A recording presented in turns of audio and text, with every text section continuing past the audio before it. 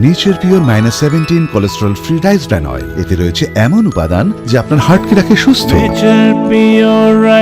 আপনার হৃদয় সত্যিকারের বন্ধু। বংশীহারিতে বিজেপি কর্মীকে মারধরের অভিযোগ, গ্রেপ্তার এক। দক্ষিণ দিনাজপুর জেলার বংশীহারি ব্লকের পতরা এলাকায় এক বিজেপি কর্মীকে মারধরের অভিযোগকে কেন্দ্র করে উত্তেজনা ছড়িয়েছে। আহত বিজেপি কর্মী স্বপন কুমার কর্মকার বর্তমানে হাসপাতালে চিকিৎসাধীন রয়েছেন। অভিযোগ, মাঠ থেকে গরু আনতে যাওয়ার সময় স্বপন কুমার কর্মকারের ওপর হামলা চালায় তৃণমূলের পঞ্চায়েত সদস্য হরিশ সিংহ ওরফে বিট্টু সিংহ এবং তার ভাই শ্রীধাম সিংহ। বিজেপির অভিযোগ, প্রথমে স্বপনকে হুমকি দেওয়া হয় এবং পরে লোহার রড দিয়ে বেধড়ক মারধর করা হয়। স্থানীয় বাসিন্দারা ছুটি এলে অভিযুক্ত হরিশ সিংহ ঘটনাস্থল থেকে পালিয়ে যায় বলে অভিযোগ। পরে এলাকাবাসীরা আহত স্বপন কুমার কর্মকারকে উদ্ধার করে রশিদপুর গ্রামীণ হাসপাতালে ভর্তি করেন। বর্তমানে সেখানেই তার চিকিৎসা চলছে। ঘটনার পর বংশীহারি থানার পুলিশ অভিযান চালিয়ে অভিযুক্ত শ্রীধাম সিংহকে গ্রেপ্তার করেছে। অন্যদিকে পলাতক হরিশ সিংহর খোঁজে তল্লাশি শুরু করেছে পুলিশ। ঘটনাকে ঘিরে এলাকায় রাজনৈতিক উত্তেজনা তৈরি হয়েছে। তবে এই ঘটনায় অভিযুক্তদের পক্ষ থেকে এখনো কোনো প্রতিক্রিয়া পাওয়া যায়নি। পুলিশ পুরো ঘটনার তদন্ত শুরু করেছে। ঘটনা আমি গরু বাঁধতে যাচ্ছিলাম, গরুটা নিয়ে আসতে যাচ্ছিলাম। তারপর ও আমার দিকে খুব করে তাকাচ্ছে আর কি। কে? ওই শ্রীধাম। তো আমি আবার কাছে গেলাম যে কিছু বলছিলি নাকি রে। তো ও টেনশন নিয়ে আমাকে মেজাজে বলছে যে তুমি চুপচাপ চলে যাও। তাই আমি বললাম যে চুপচাপ কেন চলে যাবো, কী ব্যাপার, কি তুই বলবি তো, চুপচাপ চলে যাওয়ার কথা বলছিস, তাই আমি কোনো অপরাধ করেছি তাই চুপচাপ আমি চলে যাবো। এই দু এক কথা বলতে বলতে ওই রড দিয়ে আমাকে বাড়ি মেরে দিল।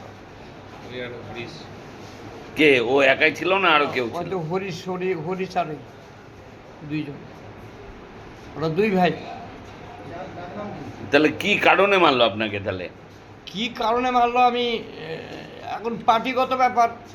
ওর টিএমসি পার্টি, আমরা বিজেপি পার্টি। এখন ব্যাপার হল কি যে একটা টেনশন আছে ওরা, হ্যাঁ, যে আমরা হতাশায় ভুগছে, হতাশায়। বললাম কি ভোটের সামনে তো দারুণ ইয়ে করছে, সন্ত্রাস সৃষ্টি করছে এরা ভোটের টাইমে। হ্যাঁ, সেই রাগে। আপনার নাম? আমার নাম স্বপন কুমার কর্মকার। হসপিটালে এসো? হসপিটালে এলাম আজকে। আমাদের ওখানে আমার প্রতিবেশী কাকা স্বপন কুমার কর্মকার, এবং বাড়ি থেকে ফোন আসে যে স্বপনদাকে নাকি কেউ মেরেছে।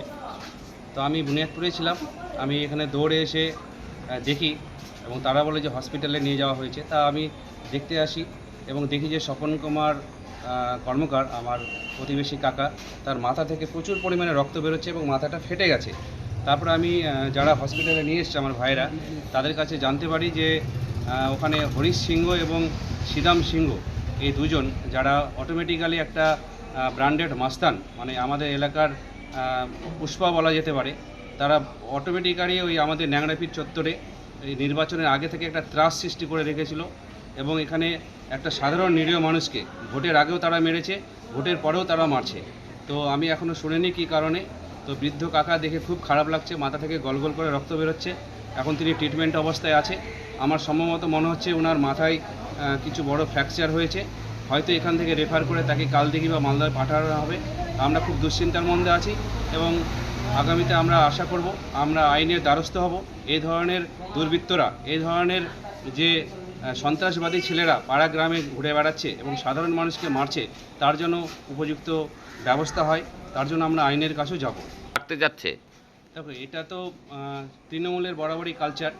সবেমাত্র সরকার থেকে তারা সরেছে, ফলে তাদের সেই চুরি বা গুন্ডামি মাস্তানি গন্ধটা এখনও শরীর থেকে সরে যায়নি।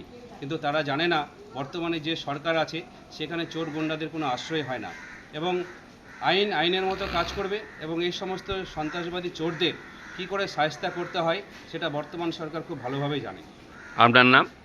আমার নাম রাজীব কর্ণ মাহাতো। বংশীহারি থেকে অমিত মহন্তের রিপোর্ট, কুলিক নিউজ।